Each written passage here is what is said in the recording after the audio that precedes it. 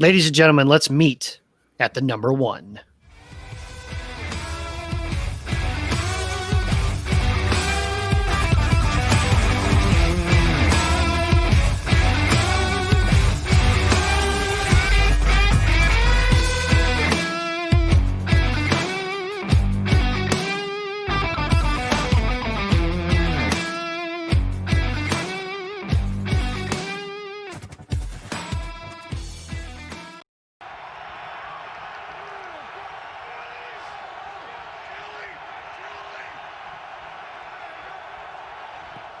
Blitz.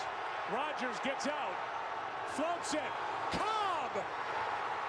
Touchdown. Randall Cobb.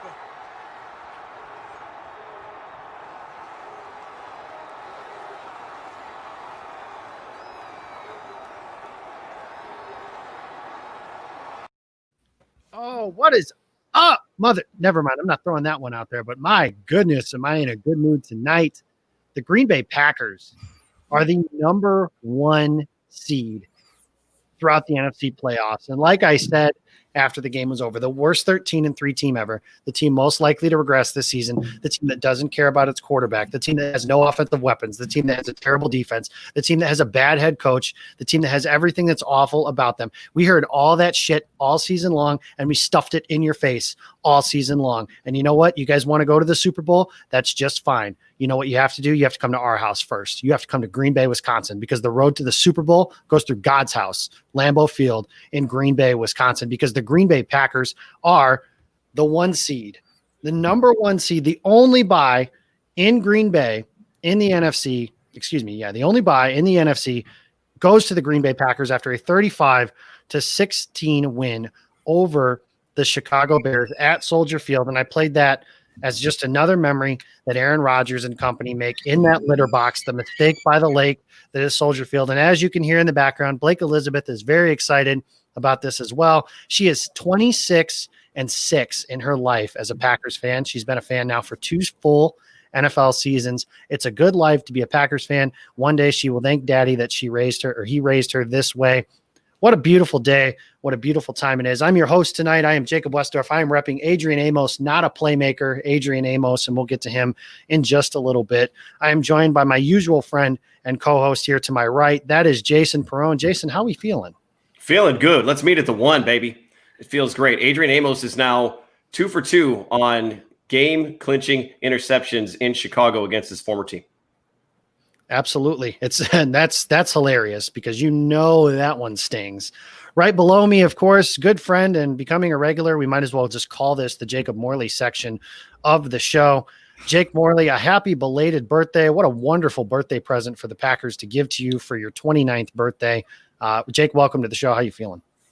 I'm feeling good, man. I'm feeling real good. Like you guys said, I think I couldn't have said it any better myself. Meet us at the mother effing one. Have fun playing in Lambeau the next couple weeks. It's going to be cold. It's going to be windy, and we got a pretty good quarterback. So that we do. Right.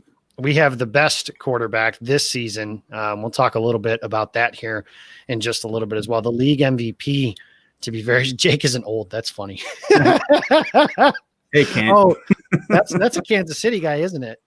That's Kent, yeah. Yeah, so Kent, if you're listening, Pat Mahomes, great quarterback, the best in the NFL. The MVP belongs to Aaron Charles Rodgers, just so you know. But also joining with me, road goes through Lambeau. He's better known as Adam Westendorf, making his live debut for Game On Wisconsin, and he looks like he's in a prison cell, but he's not. I promise. I've been in that room several times, got the playoff beard in full force and hoping that we are not shaving until mid-February. Adam, how are we feeling? Yeah, I started a little early on mine. I got to cheat a little bit, but that's fine. No, yeah, it looks like a prison cell, but we're happy. We're ready to go. As it says, the road goes through Lambeau. You got to be elated. You got to be ready to go for the playoffs. Get a nice little bye week. We're going to probably touch on it, but they haven't had a break since week 5. So that's really big. Get some guys healthy, get some, dings healed up and all that, but we're ready to go.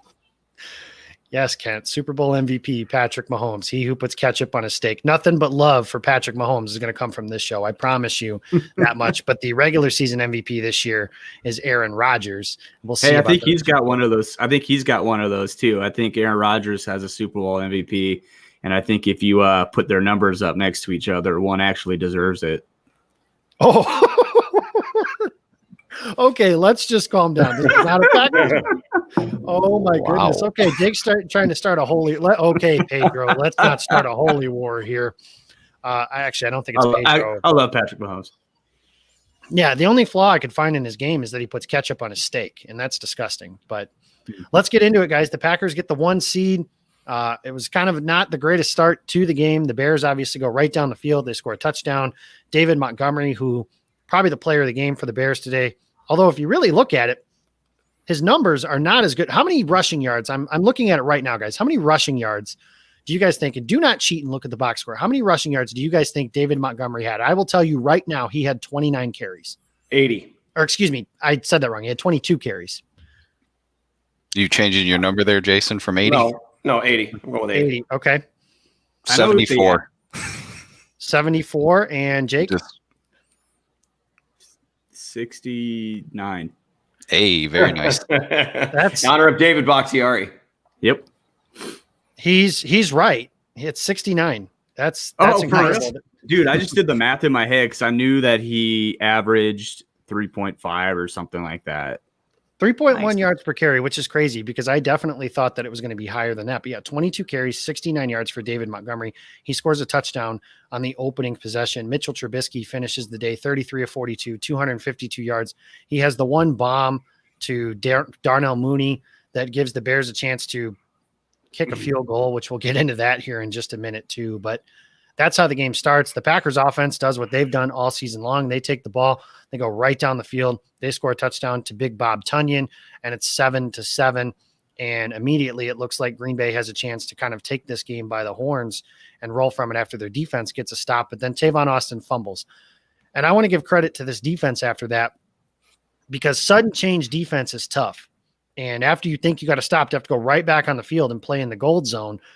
Green Bay gets them to go 3 and out and kick a field goal right after that. It could have easily been 14-7. Instead, it's 10-7. Let's talk first about special teams, guys, because it's going to be a big bit of conversation coming through that. The special teams obviously starts with a kickoff out of bounds, which wasn't really a kickoff out of bounds, but I digress. That's beside the point. The Packers get all the calls except for that one, apparently. And through this game now, Tavon Austin fumbles. Jake, let me start with you. How worried are you about this special teams unit going into the postseason that could be the unit that cost them a game? Oh, it sucks. They're terrible. There's no way to sugarcoat it, really. They're not good. So today, I guess you could say, Cordero Patterson's one of the best in the game, and he really didn't do anything to hurt the Packers. But, just how many guys do they have to put back there? I thought Tavon Austin would at least be a guy that could come in and be secure with the ball. And it just, that made me sick to my stomach. When it was just such a momentum killer where the Packers get a stop, like you said, you think they're going to get the ball back, and here we go. Train's leaving the station. We're going to start, adding to the lead. And then Tavon Austin, he got popped, but come on, this is the NFL. You got to hold on to the ball, man. So I hope he can redeem himself. There are some guys that need to redeem themselves on this team, no doubt, but I'm kind of just in the category of saying if, kick the ball out of the back of the end zone, and heck, I don't even mind if you want to just punt the ball out of the back of the end zone, because it's honestly getting to the point where it's that bad, where I almost tweeted out today, what's more likely, the Packers advance the ball past the 25 on a kick return, or they convert on a Hail Mary. Those are the Packers hardly ever get the ball. Teams are purposely kicking the ball to the 2 or 3 yard line, daring this Packers team to return kicks, daring them to do it. That's embarrassing. And you're an NFL football team, and you don't have one competent athlete you can put back there to return a kick. Come on, it's It's not good. It's not just a kick returner either. It's the whole blocking scheme, but it does make you nervous, man. It makes you real nervous because the defense is peaking at the right time. The offense has been peaked all year and hasn't slowed down, and this special teams has just been terrible. So if there is one unit to say, hey, this is the team that, they're going to let it fall and they're going to let it be bad, it's going to be the special teams unit. With that said, how this usually works is that means the offense will sputter in the first game, defense will play good, and the special teams will have a huge play to win. That's just kind of how it works. But to answer your question in a really long way, like I just did to make it shorter, Jacob, it worries me. So, Adam, let me go on that note here. If we're thinking playoffs, let's say Tyler Ervin can come back. Do you put him back there instead of Tavon Austin? Yeah, you have to. He's not – Tyler Ervin isn't this huge explosive athlete that you're looking at for these punts and kick returns, but at least I know he'll hold on to the ball, he'll catch it, and he won't fumble. Tavon Austin obviously has been in the league a long time. He's been, hurt the last, couple years.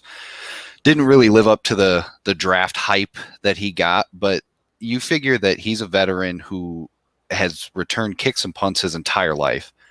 You figure he's going to hold on to the ball and not fumble after a hit from a tight end on the opposite team. That's the part that I don't like, is that it wasn't even a defensive player. Demetrius Harris just threw his arm at the ball and Tavon Austin just let it go. And it's just like, we can't have those things in the postseason. And there are a lot of other things within the game too that, the dumb penalties and the 3rd and 3s, and we're playing 45 yards off in coverage, stuff like that. Those are going to lose you games in the playoffs too. But turning the ball over is grade A number 1, the thing you can't do in the postseason. And hopefully they can get that short up, but it hasn't looked like it. That it hasn't. And, the concern of it, Tavon, you were hoping could maybe bring you a little bit more of that explosive athlete. And we just haven't seen it. I mean, even in his limited play on offense, and granted, I know it's a very small sample, but there hasn't been anything that makes you go, oh, wow, Tavon Austin. Like, there just hasn't been a whole lot there. Jason, what's your sum up of the return game and the special teams as a whole? He's shaking his head. Special teams are the guy who farts in an elevator. That's the best way I can describe these Packers special teams. They're just the warts that show up during the season are what are always going to get you in the end. And I'm just absolutely petrified that this is going to be why we're doing one of these shows, and it's much more somber because we're talking about the end of the Packers season instead of them advancing and moving on to the postseason. In addition to that, you had a couple of dropped interceptions. The Packers left at least 13 points on the field, and they still beat the heck out of the Bears on the road, a Bears team that had been playing pretty well. So if they're going to do that, that's fine. But special teams is just I don't know. I don't know what Matt LaFleur does during that portion of practice, if he's over there or not. I think you get what you emphasize, and it seems very clear to me that a lot of the time in practice is probably not spent working a ton on special teams. But if that's going to be the case, and I'll tell you, Jake M., why teams kick off short is because it's Malik Taylor. And Malik Taylor isn't outrunning anybody. He's not juking anybody. He's not doing anything special. In fact, when I saw him take the ball, I was like, he doesn't carry the ball much. Just don't fumble. I would almost rather take your chances with MVS back there again. He at least has speed, and he at least touches the ball multiple times in a game. So Malik Taylor looks scared. Like he's just scared running the ball. And one of the reasons I think that is, Adam, is because when you know that you're slow and you know that you don't have a lot of moves, then you're not outrunning anybody, and you're probably going to get popped. And so the coverage unit was better. J.K. Scott didn't have to punt much, fortunately, in this game. I don't really want to test the theory of whether or not he's good in the cold. Let's just score on every possession in the playoffs, please, so we don't have to worry about that. I guess the Super Bowl won't be in a cold environment, but still. So it's troubling. But we're at the point now where we've gone through the full regular season slate of games, and so we just have to ride and believe in this team and just believe that they're going to find a way to overcome it, because they have done it every single week and they continue to do it. I buck the trend, and like you said, Jake Ham, maybe that'll be what wins a game for them. You know what, too? The Packers' best special teams is their offense. The Packers' best defense is their offense. Aaron Rodgers threw more touchdowns this year than J.K. Scott punted, and he probably threw less interceptions than J.K. Scott missed tackles as well. So, if they can just keep scoring Who cares? Who cares if they can put up 50 a game?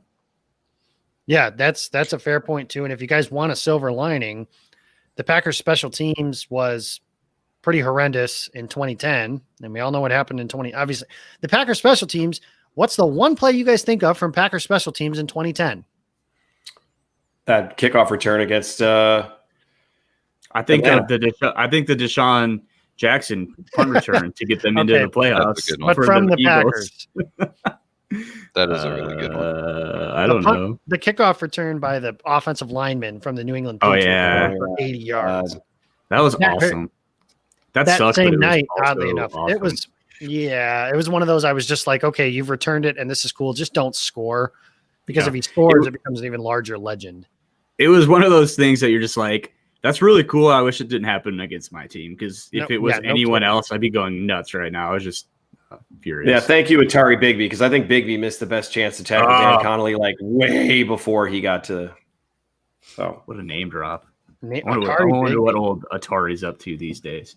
A one-game wonder. We all thought he was awesome because I don't want to get too far off the rails, but do you remember that one time he kicked a football after a play and got a 15-yard penalty? Yes. And his excuse after the play was he grew up playing soccer. That was it. Like, I grew up playing soccer, so I just kicked the ball. I don't know. What a guy. I didn't know that was his excuse. That's funny, but you know what? He's the Super Bowl champion for the Green Bay Packers, so he's okay in my book. He was also the first guy who ran out of the tunnel for Super Bowl 45, if memory serves. So hey, whatever, that's cool. He had the one game, like I mentioned, against Seattle that made us all think he was awesome because he killed like 3 people in that game. I don't know if he's ever been charged, but it was excellent. Then, of course, after the Bears score, we ride the MVS roller coaster throughout the course of the game, and Rodgers gets MVS in the slot, and it was one of those plays like I was pointing at the screen. Like I'm like, they've got a linebacker on the receiver. They have a linebacker on the receiver. And of course, Bears fans are complaining it was delay of game, which Bears fans, if you're watching this, and I know there are a few of you because you've jumped in a little bit every now and again, this is the mechanic. Play clock is 0. They look at the ball. They look at the clock. They look back at the ball and see if it has snapped. By that time, the ball is snapped. So it is not delay of game. So cry all you want. It's fine and dandy. You guys got away with a couple today too. Those things tend to even themselves out. Frankly, you lost 35-16. I really don't want to hear it when your head coach is kicking field goals when he's down 21-13. So whatever, it's fine. It's over. Rodgers hits MVS up the seam. And of course, all of us, when we see it's him down the middle of the field, I know exactly what all of us were thinking. Catch it. Just catch it. I looked away. I can't.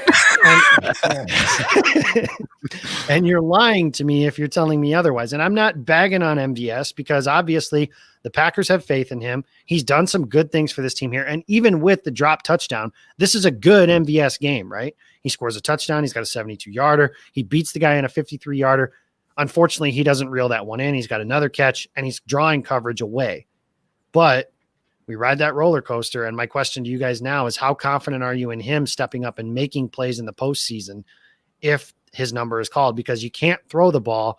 It's like the scene from The New Longest Yard when he says, we got 1 week till we play the guards. We can't complete a pass. He says, we can't hand the ball to Meggett every single time. Well, they can't throw the ball to Devontae Adams every single play either. So somebody else is going to have to make some plays throughout the course of these playoff games. So Jason, let me start with you. What are your thoughts on 83 and your confidence level in him to make those plays? Have to be. You have to be. We were talking beforehand. They're going to have to find a way to win a game, win playoff games, and ride with 83 as a key part of this offense. They just do. There's just no other way around it. You can't, how many times are you going to throw it to Devontae? And Devontae came on at the end of the game, but it was one of those game plans where the Bears clearly wanted to limit him, and he didn't have huge yardage. MVS, it's a coin flip. It's a 50-50 proposition with him. He's literally 50-50. So, but the thing about MVS is that if he does anything in a game, he gets over 100 yards because it's usually one long catch. He could have easily had 150 yards in this game, and it would have been largely because of 2 catches and could have gotten the end zone twice. That's what he does. So you have to be. And at this point, we have to be all in. The Packers are the 1 seed. There's a lot of great things happening this season. The season's over. The playoffs are about to start. This isn't a time to start railing on them, but I will say it's not going to change how I approach the ball's in the air. Valdez-Scantling down the field. I can't promise you that I'm not going to look away again. I will say this. Only maybe I'm saying this and I'm wrong, but only Packers fans can be celebrating a 13-3 1 seed team watch A.J. Brown make a catch, and the first thing they think of is, we should have him. Like, okay, maybe, but like, do you really care that much? Like, does it really still bother you that much a year later when they have the number one offense in the NFL and they're 13-3 and playing for they're one win away from hosting an NFC championship? Like, I get it. Well, and two things too. So you want A.J. Brown, you want DK Metcalf at the expense of Elton Jenkins, who now might be called upon to play left tackle down the stretch for this team. Like, Elton Jenkins I would take him over A.J. Brown today. Right or now. The expense of, if you want to say first round picks, Rashawn Gary or Darnell Savage, which if you want to say, like, Darnell Savage looks like a star. If you want to say Rashawn Gary, then that's fine. But I think by this time next year, we're going to be like, oh, okay. Yeah. Well, and I think, who was it? Jason just said this, or someone said it. I don't know. Here, Matt. At MVS, you have to account for him because we're sitting here talking about, is he going to catch it or is he not going to catch it? The thing about him, there we go, is he's consistently done that enough that he's caught about 5 of them and he's dropped about 3. Teams know that, right? And so if you just let him run free down the field, there's a good chance he's going to burn you. There's also a chance he might not, but teams aren't going to play it that way. They're not going to say, well, this guy's dropped a few, so we're not really going to account for him over the top. He's still one of the best deep threats in the NFL. And the reason for that is because he's a guy that when he's on the field, you absolutely have to account for him wherever he's at, because you see what he can do week in and week out. He'll go through stretches of not doing anything. Like last week against Tennessee. I don't even know if he had a target, but his impact is still on the field. He's opening things up in the run game because you can't just commit to putting 9 guys in the box and just hoping your corner can run with them, because you can't. And he's proven that. He's one of the few guys in the league that there's not many corners that can run with him one-on-one, especially if you want to press him. If he beats you, he's gone. He might drop it, but he might catch it. Teams have to account for that. That is so valuable to this team, and it's frustrating. Believe me, it's frustrating. Like that, MVS has kept me up at night more than any other player on this team, just thinking about, what he could have done. Aaron Rodgers would have 50 touchdowns and probably, five interceptions still, which would be just adding on to even this incredible stat that he just set today with 45 plus touchdown passes, 5 interceptions.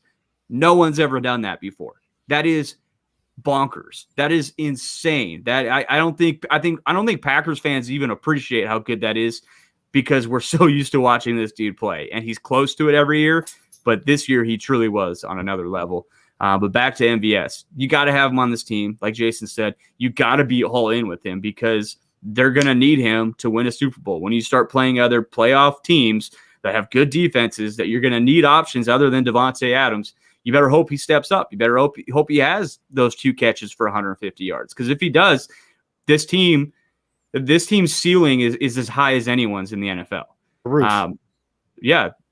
The ceiling is the roof. And for those who want to make a comparison to 2010, hey, they didn't have that problem in 2010 and they didn't have to live with that in 2010. Oh, yes, they did. In fact, James Jones had a drop in the Super Bowl that would have iced a game that they ended up winning, and that James Jones still had the drop season 2010. So they're kind of, there's your parallel right there. The Packers are not screwed. They're not screwed because MVS drops a couple balls here and there yet. No, they had a couple in that game. There was the Eagles game, the wild card game. James Jones has a touchdown before the half there that makes that game a blowout that he dropped. Jordy had a couple of drops. That's Luke Ritchie. What is up, my man? Good to see you here. I hope y'all are well. I'm good to see you. Hope everything's all right, man. Good to see you in here. The drops and everything like that, I get it. I'm with you, Jake. He's one of those guys that it's the roller coaster, man. And I wrote it for Pack Report. You ride the wave, and as soon as he caught that touchdown, I was like, the sink is coming at some point. You know what's going to happen. You were just hoping that it wasn't going to be today. What's interesting about him and James Jones too is they struggle with the same kind of catches. And I tweeted it today. When thumbs down, when he's catching the ball like this, he's actually he's got good hands. But when he's got to flip his thumbs up or bucket catch, he really struggles for some reason. And I don't know what that is. He made the nice catch, but it wasn't as deep of a pass. That was more of a 20-yard catch and a run. That 53-yard was a bomb, that he had to catch, and it didn't hit him right in the chest. He couldn't cradle. He actually had to hand catch it, and he struggles with those for whatever reason. And you'll even see him, I think on a couple of his deep touchdowns this year, instead of bucket catching it, he'll turn and catch it like this, because you can tell he's just more comfortable doing that. And I don't know how you fix that. At this point in his career, I think that's just, you hope he gets better, because honestly, if he gets better at that and becomes a complete receiver, he's a really good receiver, and I don't think you give up on a guy that's showing him stuff like that. Is it frustrating? Heck yeah, it's frustrating, but man, what he could be if he can just cut out, not all the drops, just say 50%. If he catches 50% of those deep passes he's dropped this year, he's probably looking at 7, 8, 9 touchdowns, probably 200 or 300 more receiving yards, looking at a second receiver close to 1,000 yards, close to 10. Give us the Lions game or the Oakland Raiders game version of our MVS for these next 3 weeks, please, Jesus. Yep. Well, how many teams are going to give up on a 6'4", 4'3", 40 athlete at receiver? Think about that, because how many, Jake, you said it, how many corners are really going to stick with that? It's not even just the fact of, he's only got deep speed. He converted the first third down of the game today, ran a little button hook, middle of the field, caught the ball cleanly. He does things like that where he presses up, with his speed on a corner and then turns around and stops. And well, guess what? The corner knows he has the deep speed, so they got to turn and run. It's just the roller coaster ride of him going up and down, up and down, up and down. It is. But you just don't want to give up on a 6'4" athlete. Like, if the Packers give up on him, another team won't. I mean, if he was a first-round draft pick, you're just saying he's Ted Ginn. That's what he is. Ted Ginn's been in the league for a long time because they have very similar skill sets. They are a guy that can take the top off the defense. They're a guy that you have to respect when they're on the field. They're probably going to make you want to pull your hair out, but not everybody's Tyreek Hill, and you got to make do with what you can have to make your offense go. So, like I said, if the Packers give up on him, there will be a line of teams that would love to have that guy on their team. I bet unfortunately, Kansas City would call him up. Oh God, yeah, they would, because he can play on the outside too. And Ty Hill is one of one. There just aren't a whole lot of guys like that. Here's the line, guys. You guys were asking about his stats. Regular season this year, 31 catches on 60 targets, 5 touchdowns, a long of 78. I mean, if you came into the season and I told you Marquez Valdez-Scantling was going to have 600 yards receiving, you probably felt pretty good about that. Now, and that doesn't include, Jake, like you mentioned, how many yards were lost on, I'm just thinking off the top of my head, a couple against Minnesota in the first game. He had a 53-yarder he dropped today that would have been another touchdown. He's had a few, but that's what we've talked about 100 times with MVS, is his skill set is so valuable. Now, do you want more consistency? Yes. This is kind of what we've talked about offline between all three of us separately, and now I bring it up together, is the crazy part of this offense is you can still see how good they are now and the paths to where they can still get better. Imagine if next year MVS is a role played by somebody who's a little more consistent. That's crazy if this offense is as good as they are this year and could feasibly get better. But that's for next year. Thankfully, the offseason is not starting today, because the offseason doesn't start, hopefully. It doesn't start for at minimum at least another 2 weeks. And it doesn't start for what we're hoping at least another month, because the Packers are hoping to be playing in February because they've clinched that number 1 seed. They had a 21-13 lead at halftime. They gave the Bears 3 points at the end of the half, which Kevin King, the MVS of the defense, if you will, is Kevin King, drops an interception in the end zone, which gives the Bears a free 3 points after Mitchell Trubisky does what Mitchell Trubisky does, which they're going to bring him back, aren't they? Yeah, I hope so. You know what? Here's my thing with Trubisky. I made this point today, right? They finished 8-8. They made the playoffs. Pace is coming back. Nagy's coming back. What options are there at this point? Like, they're too far away from the top part of the draft to be able to draft a guy like, obviously, Trevor Lawrence, Justin Fields, Trey Lance, some guys like that. They're probably better off running it back for 1 more year and trying to find a long-term solution. So we're going to make our jokes because that's what we do, but that probably is their best option. And honestly, I think Matt Nagy deserves to come back. I know that there are plenty of jokes made about him as well, but 12-4 made the playoffs. Last year didn't go very well, but they still finished, I think, 8-8. This year, 8-8, and made the playoffs after a 6-game losing streak where everything really could have fallen apart. I think if we like the coach, then we would have given him a lot of credit. But since we don't really like that coach, or we've decided that we don't, then we've given up on him. But that's the Bears portion of things. Go ahead. I was gonna say, like it took him 27 passes to get to 200 yards, Mhm. right? And that is including the 53-yarder to Darnell Mooney. And so 26, I mean, he was averaging, that's about 5 yards, 5 yards of completion. And that's how the Bears want to run their offense. And if the Bears are signing up for another year of that, like, yes, you're right, Jacob, they can probably win. They can probably do what they did again this year, next year, because they have a good defense. They can play ball control offense and just kind of do that. But it's going to be another year of QB purgatory, is what some people like to call it, because you're never bad enough to get in that top 5. And Trubisky might be the gift that keeps on giving in that way. He's never going to be bad enough that the Bears are just a complete dumpster fire. But he's never. Boy, that sounds like another Bears quarterback that we all remember from a while ago. Don't you dare slander Jay Cutler on my show. I will not. But to your point, Jake M., 6 out of 15 on third down. Now, unfortunately, the Bears were 5 out of 6 on fourth down, but they had the ball for 35 minutes, 29 seconds. The Packers only had the ball 25 minutes. The Bears had 248 yards passing. Trubisky ends 33 out of 42. They get 108 yards rushing, but it's just a very inefficient offense. And that's why towards the end of the game, I was getting less and less nervous, because I'm like, yeah, the Bears, as soon as the Bears had to score twice, let alone 3 times to win the game, I was like, they can't. Unless they get a luck bomb, long pass, and you think Savage might make that play. That was just a nice play by the receiver. Mm-hmm. Then the Bears, they're going to catch that lightning in a bottle a second time, because otherwise that offense is just not efficient enough. I'm going to be really interested to see how they stack up in a playoff game against New Orleans, because they're just not efficient. Chicago better hope that Allen Robinson comes back, because if he doesn't, I know that he didn't really do much today for them, but man, the weapons outside of Allen Robinson are just so bad that if he leaves and it seems like he wants out, who really knows what they're going to do with him, if they'll give him the money he wants or if they'll franchise tag him. But Darnell Mooney looks like he could be a decent little player, but Anthony Miller really hasn't shown a lot. Cole Kmet's decent. Jimmy Graham's old and can't move. They're just bad. And honestly, you look at the first drive of the game from them, they started at the 40 and it took them 14 plays to score. Like, that's just terrible. And honestly, Mike Pettin was like, okay, we'll let you continue to dink and dunk and dink and dunk and just do all that. And then when you get in the red zone, guess what? You got to kick field goals, because they can't trust their quarterback to throw the ball into the end zone.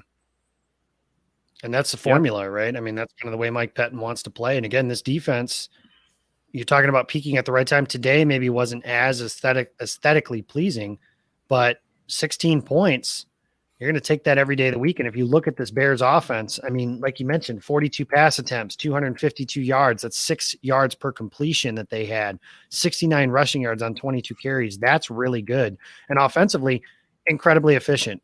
Couldn't run the ball. 11 carries, 42 yards for Aaron Jones, 5 carries, 26 yards for Jamal Williams, A.J. Dillon, 1 carry, 3 yards. Aaron Rodgers, 19 of 24, 240 yards, 4 touchdowns. No picks, although he had a little. Should have thrown 3 of them in danger.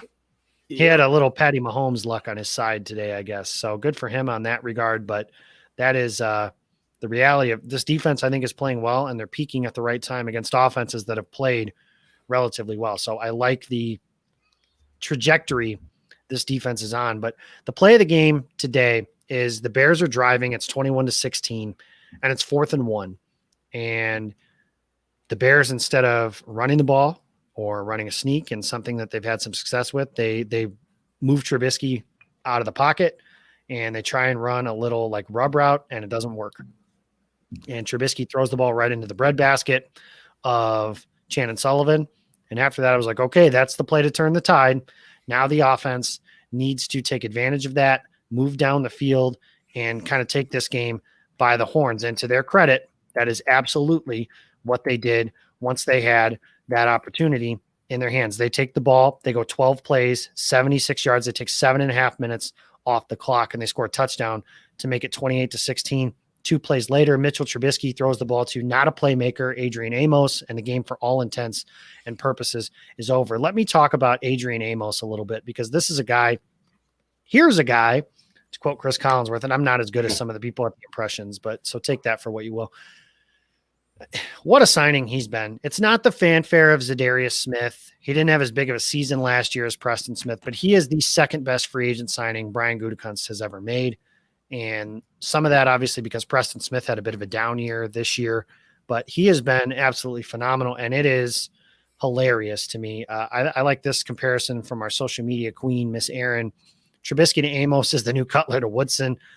Adrian Amos has 2 interceptions at Soldier Field since playing for the Packers.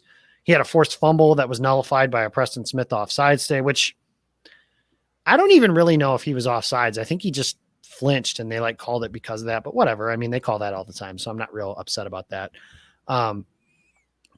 The strength of this defense, I think, is their safeties because Darnell Savage has been a dude for the last 2 months and Amos is just rock solid. So Jake, tell me about this safety play.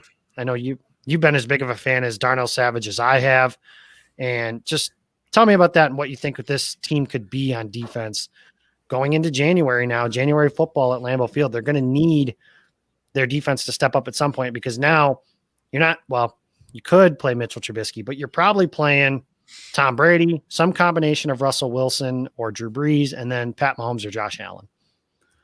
Yeah, I think with Amos, the thing with him that we all heard about was he's not a playmaker. He's not a playmaker. He's just going to be where he's supposed to be and get guys lined up, which is great. If you have 11 of those guys on defense, you have a really good defense. At what point do we say that he's a playmaker? He's been fantastic the last 2 years, and he got off to a slow start this year, but he's been arguably their best defender this year. I mean, and I think the Pro Football Focus grades back that up. His coverage grade, I think, is second in the NFL for safety. I think he has a top 5 overall grade. And the thing with Pro Football Focus is I don't agree with everything they do, but when the eyeballs match their grades, and they do with Amos, I think it's right. And I think he's one of the best safeties in the National Football League this year. And Jake, I've got him right here, actually. Adrian Amos is 4th overall for safeties, and in coverage, he is 2nd. So you are correct. Yeah, and you look at, someone pointed this out. Since he left Chicago, Eddie Jackson has been a shell of himself, of the All-Pro, 9 interceptions, whatever he had. He has not been as good. And I think Amos has a lot to do that, with a lot to do with that, with him not being around. And then you look at Savage and what that allows them to do with him now, where he can be that robber in the middle of the field, because Amos he'll do anything. He'll do anything you want him to do on the back end of that defense, and he'll do all of it well, and he'll be a playmaker in his own right. And it allows Savage to use his 4.3 speed and basically that kamikaze ability in the middle of the field to just fly around and make plays and hit people and knock balls loose. I mean, so it's been a lot of fun to look at this secondary when you see Jair, who's the best, or one of arguably the best corner in the National Football League, Amos, Savage, and then King, which King's not as bad as fans probably want to make him out to be. And I think part of that is because he's playing with 3 guys that are legitimately knocking on the door these last 6, 7, 8 weeks of being all-pro type players. And that's a really formidable secondary. Chandon Sullivan is not a slouch either. I think he's fine. But the safety play, that just allows them to do so much more in that front 7 of what they want to do. And I think if you want to point to anything with this defense being able to turn themselves around, it's that. And you want to talk about free agent signings. I mean, the Packers were hard on to get Khalil Mack 3 years ago, right? And they wanted him, and we all wanted him. And if they would have made that trade, I would have been doing backflips. 2 first-round picks, don't care. Give it to them. That's a great trade for the Packers. The Bears got that deal. The Packers didn't. The Packers went on to get Zadarius Smith. So if you look, and this is interesting. This is a really interesting stat. Khalil Mack in his first 2 seasons in Green Bay. I don't have the stat pulled up in front of me, but I'll give you ballpark numbers. I tweeted this out. Khalil Mack in his first 2 seasons in Chicago, so not including this season, he had 130 pressures, 22 sacks. Zadarius Smith in his first 2 seasons in Green Bay, which when I looked at this did not even include today's game, 150 pressures and 32 sacks. 10 more. I got him.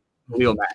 155 total pressures for Z, 32 sacks with 1 game left. Khalil Mack, 143 pressures, 22 sacks. You said Mack is attached to 2 first-round picks. Z is attached to Preston Smith, Adrian Amos, Billy Turner, the 2 first-round picks, obviously, for Zadarius Smith that he's also kind of attached to for dodging a bullet, if you will. Sometimes, what is it you said? Garth Brooks said some of God's greatest gifts are unanswered prayers. Yeah, Garth Brooks has a song, "Thank God for Unanswered Prayers," and that's one of them, because you look at the way this team is built right now and how different it would look if they made that trade. And you look at purgatory, quite honestly. I mean, personally, I think so. And Khalil Mack's awesome. Don't get me wrong. Khalil Mack would be a very good player for Green Bay, and he's a fantastic player in Chicago.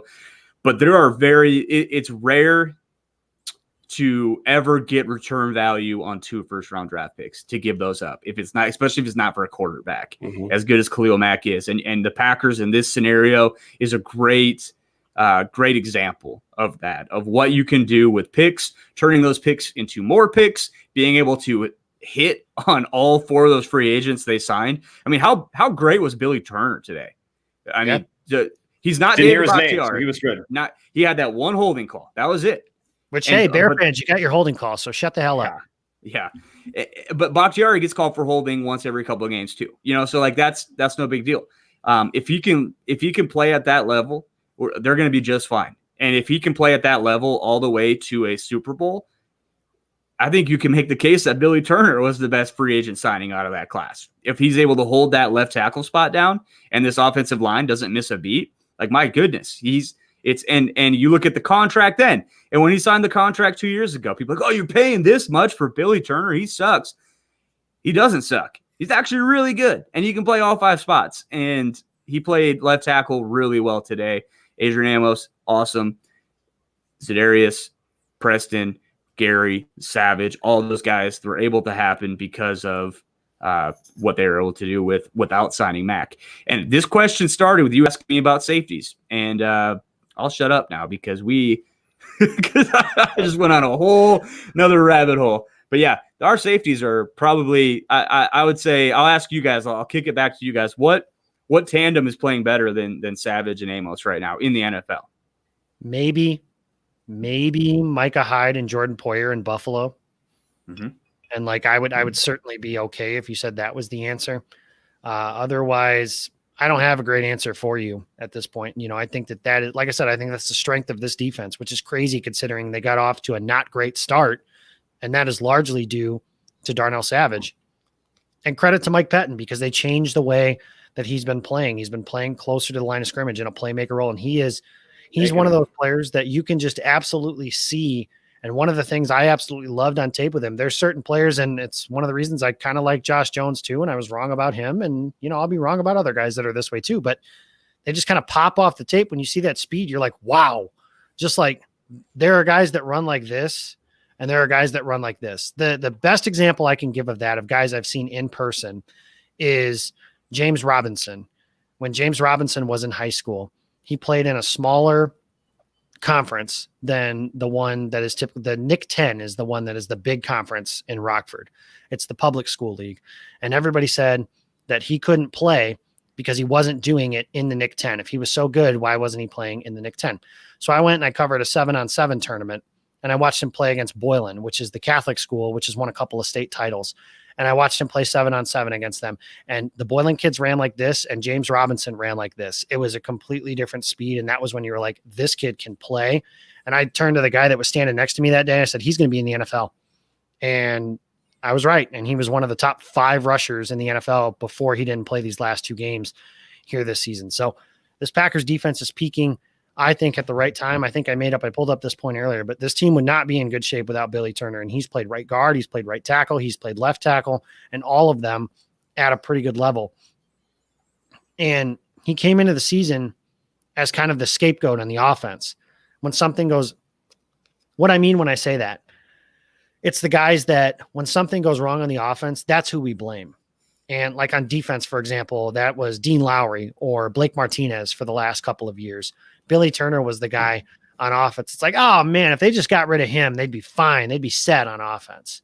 Now who that guy is, it might be like MVS or Alan Lazard or, some guys like that as the wide receiver too. But Billy Turner has been, you can't give an MVP to anybody on this team other than Aaron Rodgers. But as far as a most improved player from last year to this year, I think it's Billy Turner. And I don't know how close it is at this point. And kudos to the big guys up front, because there was at least a noticeable difference without David Bakhtiari, but that is going to be the case. He's an all-pro left tackle, and those guys just don't grow on trees. That was the argument that I continued to make when everybody said, are you sure you want to re-sign him to this mega deal? Yes, because those guys don't grow on trees. You look at, typically when teams lose all-pro left tackles, it doesn't go well. And to the Packers' credit, I think it was Daryl Johnston said during the game, I can't remember a Packers team that has had so many versatile offensive linemen able to move all over the place. And kudos to Brian Gutekunst, because he's built this offensive line and guys like Elton Jenkins and Ricky Wagner and Lucas Patrick to some degree. And next year you'll see it with guys like John Runyon and whoever else they add, because I'm sure they'll add some guys to that front. And something else I want you to keep in mind, and I know my guy Owen Reese is smiling ear to ear when I say that, it's never a bad idea or a bad time to pick an offensive lineman. And when you have a good one, who was the one guy that other than Jimmy Graham, who was the one guy Green Bay needed to cut to save cap space? Lane Taylor, right? Well, I'm kind of glad that they had him, because I know he only played the one game, but a guy like that was there. And I am very confident if he was able to stay healthy, he would have stepped in and done what he was supposed to do. And he played well before he got injured. Now, albeit a 1/2 sample size, but played well when he was there. Well, and the state of offensive line play across the NFL is horrendous. Yes. If you go look at other teams, like the other team I cover and follow closely is the Chiefs, and their offensive line is a mess. It's an absolute mess. Lucas Patrick would be their best offensive lineman. John Runyon Jr. would probably be their best offensive lineman. And these are guys that the Packers are not even their preferred 5. And the fact that teams don't have 2 tackles in the NFL, you just typically don't. You don't have 2 guys that you're comfortable just leaving out there on an island. The Packers have David Bakhtiari, who's the best island tackle in the NFL. Billy Turner's been fantastic on the right side all year. Ricky Wagner has been a great signing for what he is, a guy that can come in and play, and now you need him down the stretch. Oh, and then by the way, Elton Jenkins is a freak. He's an alien. He can play all 5 spots at a high level. So not only are they able to absorb, it's crazy to say that this team can absorb the loss of a guy who's the best at his position in the league. And quite frankly, it's not even close. Like David Bakhtiari is playing another game out there. Give Adams. Yeah, Stenavich is, we've talked about it on this very roundtable. People were mad when they got rid of, I didn't remember the guy's name. I don't remember it now. James Campen. People were big mad about that. James Campen's a great coach, this, that, and he's a great coach. Adam Stenavich has been every bit as good, if not better, for what he's been asked to do and what he's doing with this offensive line, how he gets these guys ready week in and week out. I think part of it too is having 12 under center as well. A guy that you're not going to fool, a guy that gets his offensive lineman in the correct calls, and Corey Linsley is very good as well at doing that. So it's just such a cohesive unit, and it is. Offensive line is the sum of its parts, and they still got 5 guys that can absolutely play at a high level. I would still put their offensive line without David Bakhtiari up against any playoff teams. And I'm not exaggerating when I say that. They are just really that good. So I hope that makes me look smart, and it doesn't come up to bite them when they play, like your Shaq Barretts or who are some other, like Cameron Jordan or Marcus Davenport, some of these edge rushers that these playoff teams have, but it hasn't so far. Those guys have held it down. So Stenavich, stand up, take a bow. That they have. The Packers iced the game then, obviously a touchdown to Devontae Adams, which was academic, but also, a bit of a salt in the wound, if you will, I guess, from that standpoint. And then the Bears drive down the field. They try to get a touchdown late to Jimmy Graham. Jair Alexander was having none of that, which was, to me, that was very obvious. They were just trying to get it so they could say, well, Jimmy got a touchdown against you guys or something like that. That's exactly what it was. Well, And that's the difference between the Packers and the Bears. The Packers, to try to ice a game, are trying to get the ball in the hands of Devontae Adams because that's who they want. The Bears are trying to get the ball in the hands of Jimmy Graham because they just want to thumb their nose at the crosstown rival when the game is over and make themselves look even dumber. Matt Nagy gets too cute for himself every single game. He lined up in the wing tee to start off that first game in 2018. Let's not forget. And then tonight, when David Montgomery is getting 3 yards in his sleep on 4th down, you roll Mitch Trubisky out and you try to throw the football. I don't know what Matt Nagy's trying to prove. I thought he was trying to play for another contract. Now, I think the Bears making the playoffs means we're going to get Mitch Trubisky and Nagy back, which means it's going to be the same old Bears next year if you're a Packers fan that wants to beat the Bears twice again. But that's just that was the funniest thing to me there, because Jimmy Graham, if he's not standing in the end zone, he ain't getting in the end zone because he can't walk or run anymore. No, and they do have a tight end that can do that. I think you saw it today. I think Cole Kmet is a nice little player. Is he a high ceiling tight end? Mm-hmm. No, but as far as a intermediate and tackle breaking type of player, I think he showed some nice stuff today. But that is what it is. Let's look ahead, guys, because the game's over. The Packers are the 1 seed. There's a lot to celebrate because of that. But before we look ahead, actually, let's look back a little bit, because this season was special. And Aaron Rodgers said this wasn't the most fun regular season because he misses the fans, obviously, but he said it was the most special regular season. So when we sit back and we have a week to reflect on this, let's just say, you have some time to think about it. Jason, what's your main takeaway from this regular season going to be without knowing the outcome? I think it's just, you got to believe. I mean, what else can you say? I mean, this Packers team has just found ways to win and make themselves look really good doing it. And the offense is pretty, and all the formula of the things that we really like to see. Not since 2014 have I been this confident that a Packers team can go and do damage. Now, fortunately, this year's team doesn't have to go on the road. That year's team had to go on the road, a place that we won't talk about that is a nightmare for them. Everything comes through Lambeau Field. They have stepped up and accomplished everything that they have wanted to accomplish. They've got that 1 seed, which has been very elusive for them. So to me, it's like, they've won the close games. I predicted this game at 17-14. I knew that was way too low. And for a long time, though, I was almost looking halfway smart, which is really hard to do. Just ask Jake Westendorf, who's been dealing with my ass for the last 6 seasons. So, but that's the thing. Yes. But you have to believe. You just have to believe in this team. At this point, it's not, and this is coming from me, who is the way that I am during the game. Ask the Slack chat over at Game On Wisconsin during game day, and Twitter to an extent. I think that's honestly the biggest takeaway, because we would be here for days if I were to try to pick an aspect or an area.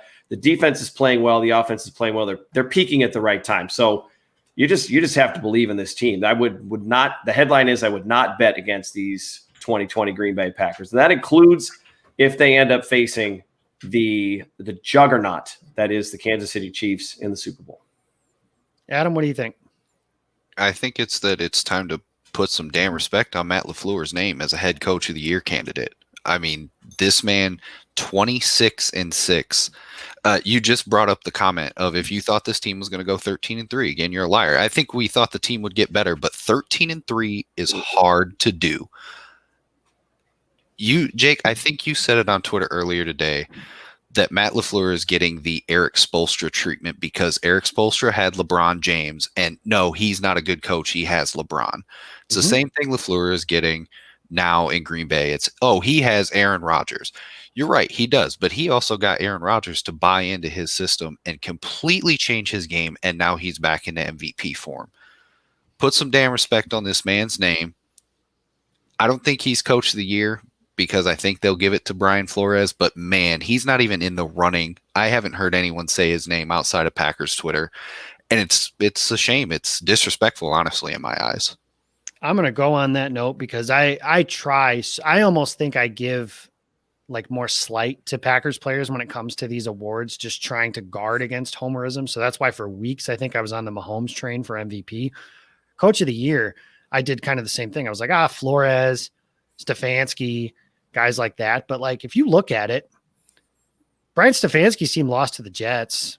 Brian Flores' team missed the playoffs, and they just got bodied today.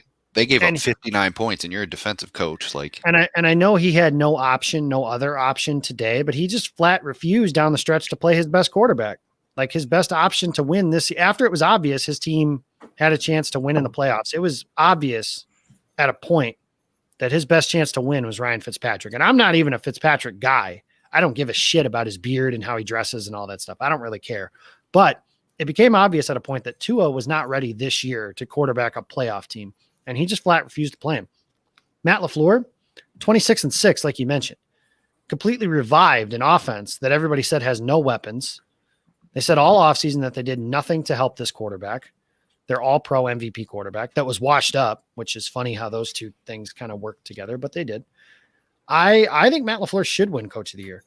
And I mean, I'm not going to bat an eye. I'm not going to be like, what an outrage if Brian Flores wins it. But I thought he should have won it last year. And I think he should win it this year. I mean, I will say this, at the end of the day, I really don't care if he wins that award or not, because what I know is Mark Murphy and Brian Gutekunst made the absolute right hire, and a hire that was mocked and laughed at and pointed at like it was a middle school locker room, that it was the worst hire of his coaching cycle. And how could they hire that guy to coach Aaron Rodgers and this team? And he has been a home run, hands down the best coaching hire in that class. And I think, honestly, Bill Belichick, Andy Reid, Kyle Shanahan. After that, Matt LaFleur. Name your coach. Don't care. Give me Matt. After those three guys. I definitely don't think so. That's crazy to say. Jake, what are your thoughts on this team as a whole as you think about this regular season? Well, I think Kyle Shanahan, after 4 seasons, has one season with a winning record. Yeah, but look at what he did this year. All them injuries, and they were, 7-9, 6-10. And I will make the bet. Tip of the cap. Get it? I'll make the bet right now. San Francisco wins the West next season, barring relative health. When they take Trey Lance in the first round, that'll be terrifying.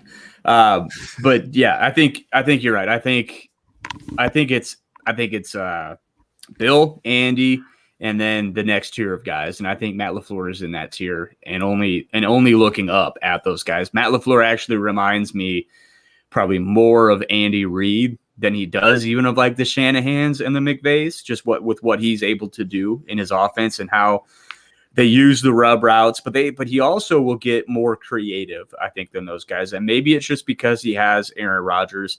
And I think you kind of touched on this, Jacob, when you talk about Coach of the Year. Well, Matt LaFleur has Aaron Rodgers. Those are the same exact people that said Aaron Rodgers was done 2 years ago. And so like it's frustrating, but also it's validating.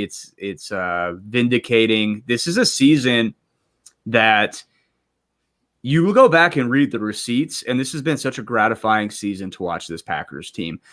Even more so than last year. Last year was kind of the Matt LaFleur could be good kind of train. They won a lot of close games. This team this year, he's taken the league by storm. He has gotten Aaron Rodgers back to playing in his 2011 form, which I thought would never be seen again. I thought that was done. In 2011, Aaron Rodgers is kind of the pinnacle of quarterback play. It's tough to see a guy play that well for 16 games, and he did it again this year. And that credit has to go to Matt LaFleur because he was not playing that way 3 years ago. He was not playing that way last year or 2 years ago. He is completely revitalized. And you go back and read the receipts, especially after this year's draft class. Retweeting, looking at stuff, mocking this team. People tweeting stuff like, how heavy is that G now, Packers fans? That kind of crap is infuriating, but is also fueled for fans. I'm sure that the team doesn't care about that stuff, but as a fan of this team, you look at that and you look at other fan bases who want to throw rocks at you because, honestly, the Packers have been at the top of the mountain for 20, 30 years. They only have 2 Super Bowl wins. There's a lot of teams that would trade that would trade their Super Bowl wins for those 2 in the last 25 years. There's a lot of teams that would kill to have the success that the Green Bay Packers do. There's a lot of fans that are very butthurt about how successful the Packers are. That makes it really easy to hate on them when they do something you perceive as not good, when they do something you perceive as this is it. The window is closing. The Greg Gabe like to point out that the Packers window is closing, and you just wait. I will be proven right. He looks like an idiot for saying that because the Packers window albeit is not wide open because Aaron Rodgers is 37. It's wide open this season. It's wide open next season. And that's all you can really ask for in the NFL. It's a year-to-year league. It's a week-to-week league. And if you have a chance to win every single given week, if you have a chance to win the Super Bowl every single year, then you're doing things right. And Matt LaFleur is going to steer the ship in the right direction. He's going to continue to steer the ship in the right direction. Post Aaron Rodgers, the Packers are so well set up to be successful. Look at the Patriots this year without Tom Brady. They had no plan at quarterback. Their plan was to sign Cam Newton, who nobody else wanted. And Bill Belichick, for as good as he is, probably outthought himself there, thinking, oh, I'm such a good coach. I'll just coach us to the playoffs and a Super Bowl again with Cam Newton. The one thing I really love about Matt LaFleur is his humility. He is the type of guy that will take advice from his players. He was the guy that will, I think, actually go back and look at the film and wonder and self-evaluate and say, how can we get better? And I don't know if that's rubbed off on Aaron Rodgers or not. I don't know if he's been that way or if he's not been that way. But I do know that Aaron Rodgers said before this season that he was doing some self-reflection and saw something in 2010 or 2011 that sparked something in his mind. And here we are 17 weeks later, and he is your unquestioned NFL MVP. If you would have told me that during April, I don't think I would have believed you, because I am even on record as saying I think Aaron Rodgers, and granted, this is last offseason, saying things like, I think Aaron Rodgers is still a really good quarterback. I just don't think he's the guy that he used to be. Well, Jake, and let me tell you this right now. Greg Gabriel did not even need to send that tweet to look like an idiot. I will just throw that out there. That's a good point. We love Greg. I mean, I don't know who maybe you do. But yeah. So when I think back to this regular season, I go back to April 25th or whatever night it was when Jason, Jake, and I sat in this very basement together and talked about Jordan Love and wondered, what does this mean? And we were all kind of just shell-shocked a little bit, and everybody got their takes off. And, I listened to Adam Shine every morning, and Adam Shine's go-to line is Brian Gutekunst, there's blood on your hands. And, you didn't help Aaron Rodgers and the national, and I love Shine. I think he's the best in the business, but, I think that the national take around the league has been that the Packers are Aaron Rodgers and nothing else. And now you look at this team and you look at how many really good players are on it and have emerged this season. It's why one of the reasons I hope this team gets to the Super Bowl is just some of the stories that'll come out about guys like Devontae Adams and Aaron Jones and Jamal Williams and Robert Tonyan and Zadarius Smith, Adrian Amos, and Darnell Savage, and Jair Alexander, and some of these guys that have been on this team that just kind of get overshadowed. It's kind of like, again, Adam mentioned earlier, the comparison I made with Spoelstra and LeBron. It's kind of like when you play basketball with LeBron James. When you win, all the credit's going to go to 12. And when you lose, all the blame is going to go to everyone else around him, head coach, general manager, and every single player around him. But I go back to that night, and I sit back and I think everybody said, well, they were the luckiest and the worst 13-3 team ever. They have no chance of getting back to where they were last year. Minnesota is going to win this division. They're the most talented team in that division. They're the most complete team in this division. Chicago could make a run. Detroit could make a run. Green Bay could finish last in this division. And what they do, they shut up. They went about their business and they heard every single word. And what they did this year, they just won. And they kept doing it again and again and again. And sometimes it wasn't always the prettiest throughout the course of the season. They lost a couple games that maybe they shouldn't have. They had one really ugly loss against Tampa Bay that had everybody go, see, I told you, they face a good team. They can't do that. Well, what they do, they finished 13-3. And I think the way that I worded it earlier was we heard it all and we shoved it in your face all season long. And now if you want to get to the Super Bowl, you got to come here first. And if you got to come through Lambeau Field to get to the Super Bowl, I'll take my chances against anybody. I've got a couple people in my chat over here talking about I'm afraid of the Tampa Bay Buccaneers. And I go back to when the Packers ran the table. They were facing Seattle. It was December 11th. He was Aaron Rodgers was in an interview with Aaron Andrews. And he said, we respect all of our opponents, but we don't fear any of them. And that's exactly how I feel. I respect any opponent that comes into Lambeau Field because I know any given Sunday, anything can happen. Green Bay lost to Minnesota this year at home, and Minnesota sucks. But I don't fear anybody. Give me Tom Brady. Give me Drew Brees. Give me Russell Wilson. Give me Patrick Mahomes on Super Bowl Sunday. Give me Josh Allen on Super Bowl. I don't care. I saw the boogeyman in person last week. I saw Derrick Henry, stared him down in the face and watched the Packers shut him down. I don't care who they have to face. They can beat you any way you want. You want a shootout? They can win that way. They got number 12. You want to play a defensive struggle? I think they can win that way too. And I think what this team did was, and what I hope it does throughout the course of this offseason is allows people to look at the entire picture of what happens between a year-to-year growth, because that's what this team did. Guys like Rashawn Gary and Darnell Savage and Jair Alexander and players like that got better on this team, and the year 2 leap within the Matt LaFleur system that got better, and how this team can get better in the offseason as well with the re-additions of guys like Josiah DeGuara and the year 3 of Jay Sternberger and another year in the system for guys like Robert Tonyan and AJ Dillon and some of the other guys that they're going to be bringing back and adding to this team, hopefully with a big shiny trophy on their mantle as Super Bowl champions. But when I think about this offseason, they shoved it in all your faces. Every national media analyst that picked this team to suck, they shoved it on all of you. And I love every second of that. It was fantastic. Every part of it. And it was special. And this team is special. I had somebody earlier say that people forgot just 2 years ago, this team lost to the worst Arizona Cardinals team in the league and fired their head coach that day. It was so bad. They fired their Super Bowl winning head coach. I don't think we understand the magnitude of that. For the Packers to be that poor at that time that they fired the head coach that won the Super Bowl that day, how bad it was in Green Bay at that time and how close they were to falling into purgatory. And they haven't. And that's a kudos to Matt LaFleur.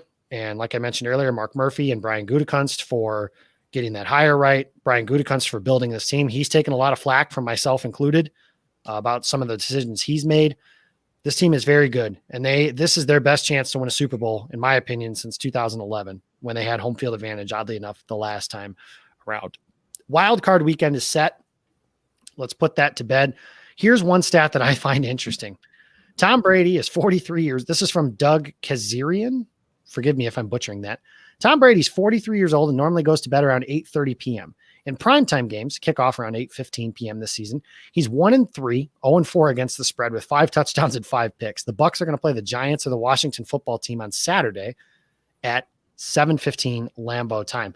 I have the postseason schedule here as well. Saturday, I want game picks from you guys, knowing nothing about this game. You guys obviously haven't had a great chance to break these down.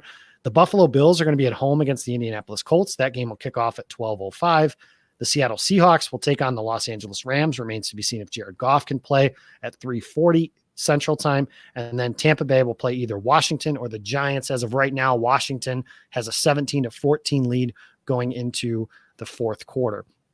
Sunday, the Ravens play the Tennessee Titans. The Chicago Bears do get into the playoffs by, Jason, much to your chagrin, I'm sure, with your other favorite team losing today, the Arizona Cardinals against the New Orleans Saints. They will be in the Superdome. And then the Cleveland Browns will play the Pittsburgh Steelers in Pittsburgh. So I'm going to go through these games, guys. Indy and Buffalo. Jason, let's start with you. Buffalo, I imagine, is going to be a clean sweep here. I like Buffalo. Phillip Rivers is going to suck. It's Phillip Rivers. I just think they're going to get bad Phillip Rivers. He's going out into Buffalo where it's going to be really cold too. He can't throw the ball now. Yeah, I got Buffalo. Yeah, Buffalo. I think they're playing better football than anybody in the AFC right now, and I don't think that's going to stop next week. That Colts defense is really good, but I just don't think that they'll score enough. And they've gotten torn up by it. Like Green Bay scored 31 points and didn't even bother coming out of the locker room after halftime. So take that for what it's worth on that too. I like Buffalo. I think last week's game against the Steelers for the Colts was like a perfect microcosm of Phillip Rivers' career, where they get up, they build some points to where he looks like he's really good, and then he throws an untimely interception, has a chance to win the game, and then ultimately doesn't. Phillip Rivers is not a Hall of Famer. I do not care what his numbers say. Los Angeles and Seattle. That game will be in Seattle. Let's assume Jared Goff plays, because that's been the theory at least. Jake will start and go backwards. Whew. That's a tough one. It is. Seattle's playing pretty well right now. I even though they didn't play very well today, did they? I don't know, man. Seattle, sure. That's that one. I really have no idea there. I just think Russ is gonna maybe play better. He sucked the last 4 weeks too. But Okay, so I'm going to say this. This is terrible content right now. If Jared Goff plays, the Rams win. If he doesn't play, Seattle wins. I'll just say that. That was great analysis. Adam, Jesus. I think that it's going to be close, but you got to give the edge to the home team, and that's Seattle. Seattle. I think they win by 3. Seattle, regardless. I'm going to take the Rams. I think I like their defense to match up against Seattle. I think they played them tough in Seattle a couple weeks ago. I think they'll have a couple better chances. Jared Goff will make a couple plays for them. Obviously, if he doesn't play, then I flip that pick. I'll never pick a backup quarterback on the road in a playoff game unless it's Nick Foles. Tampa Bay against, let's assume Washington wins. Doesn't matter. Okay, so I assume that means Tampa Bay. Tampa. Okay. I'm taking the NFC East winner. I Me would. too. I don't care. I don't care. So am I. I I'm going to don't take Washington. I don't care who it is. If it's Washington or the Giants have played really well on defense the last couple of weeks. They can get after Tom Brady and the dude Chase Young. It's the Giants against Tom Brady. Yeah, see the Giants and Tom Brady. Yeah, exactly. And then no, Washington can really get after the passer. I think that'll really mess with Tom Brady. Yeah, man. I think I don't know why. I just think it's so bizarre that they're so bad and going to make the playoffs. And I'm just going to have whatever year the Seattle was like 7-9 and the Marshawn earthquake. Yeah, man. Let's do it. Let's do it again. And let's do it against Tom Brady. I don't know if that's going to happen, but God, I want it to happen so bad. I will say this, that stat I just gave, and then you add in that it's on Saturday, so Devin White probably can't play, and it remains to be seen if Shaq Barrett will be able to play. It's possible. Washington does match up okay with Tampa Bay if they're able to get it. I don't know. I'll still take Tampa Bay because it's Tom Brady in the playoffs against a bad team, but I don't think that game's going to be a blowout the way it's going to be pegged. So, and Mike Evans, has anybody heard anything on his injury? But that didn't look very good.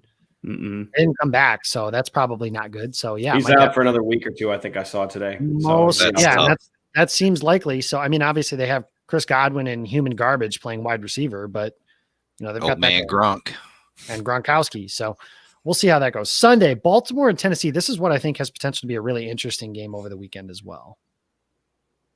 Jason, start us up. I got to go with Tennessee. They're at home. Tennessee at home. Baltimore. I like Baltimore. I like the Ravens too. I think they're hot. I like Lamar Jackson. I've obviously got a lot of respect for the Harbaugh family as coaches in general, and I like John Harbaugh in a playoff game over Mike Vrabel as well. Even though I think the Ravens are finally getting healthy. That's the big thing. They had the big COVID rush run through their locker room. They had a lot of guys missing. They're getting healthy at the right time. Lamar's been playing better, so we'll see. Well, also, dude, the Packers just ran for like 1 billion yards on them. What do you think Baltimore's going to do? J.K. Dobbins and Lamar, bad. They're so bad. I'll ask you guys this. What team do you think has the best point differential in the NFL this season? The Titans. It's the Baltimore Ravens. Oh. They were plus 130 at one point during today's game, and that rose at some point during the game. So I absolutely think that the Ravens can win that game. So I like that as a possibility. Then again, they've already met once this season. Baltimore lost in overtime. Derrick Henry ran roughshod through them. The Ravens do have this reputation as a team that beats the bad teams and loses to the good ones. So they'll be looking to shed that. Chicago at New Orleans. I think this is going to end up being a sweep. Anybody taking Chicago? Jake? No, I'm not going to pick Chicago because they suck. But he said I would love for the Packers to play Chicago again for the third time because it'd be like 2010. Get the Bears in divisional round weekend and get the Giants for the NFC Championship, and let's roll. Let it ride. I'm going to tell you, I feel pretty confident in saying that is not going to happen. However, I will say that I do think Chicago can make that game interesting, especially if Alvin Kamara is unable to play, which is up in the air right now because he's on the COVID list. Right now, it sounds like he could play without practicing. That remains to be seen. Even if Kamara does play, if Roquan Smith can come back, which that also remains to be seen. I think the Bears, their defense, I have so much respect for their defense. If they can get a couple guys back just to play against, and honestly, I don't have a ton of faith in Drew Brees either. So also no slant boy for the Saints either. That's Michael Thomas's new name for me is slant boy because that's all he does. That's exactly what you're talking about. I don't know. I don't Cleveland- know if he can come off the IR or not. I don't think that he can because it was week 16, right? He could, but it's up in the air, and it's an ankle injury too, as a receiver who relies as much on that in and out quickness like he does too. So that'll be interesting. Cleveland at Pittsburgh will cap off wild card weekend. Jason. Steelers. Give me the Browns. Oh, that would be interesting. Dude, the Steelers have been terrible. Yeah, but the Browns barely beat their JV team today. That's true. I like Pittsburgh, but I won't be surprised if Cleveland wins for the same reason that you just mentioned. The Steelers have been rough. That's I think true.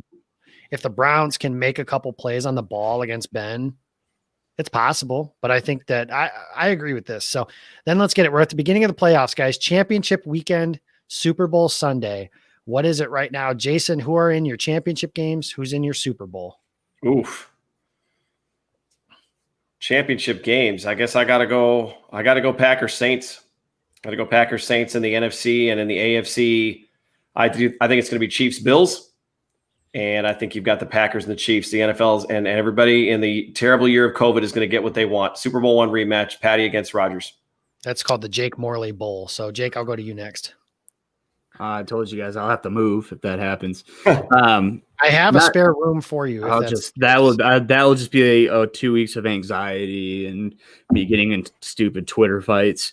I think I agree with the Saints and Green Bay in the NFC Championship. I think the Saints defense could carry them there, and then Rodgers will destroy it, and he'll be in the Super Bowl. And then I think in the AFC, I honestly think the Bills. I said it earlier. I think the Bills are playing as good a football as anybody in the NFL right now, and I think the Chiefs remind me of the 2011 Packers, where they finished, I guess, 14-2, but they would have been 15-1 if they didn't play their JV squad today, where they are a national team that everyone's going to look at and say, look how great they are. Look at all these all-stars they have. Look how fantastic they've been playing, when really they haven't been.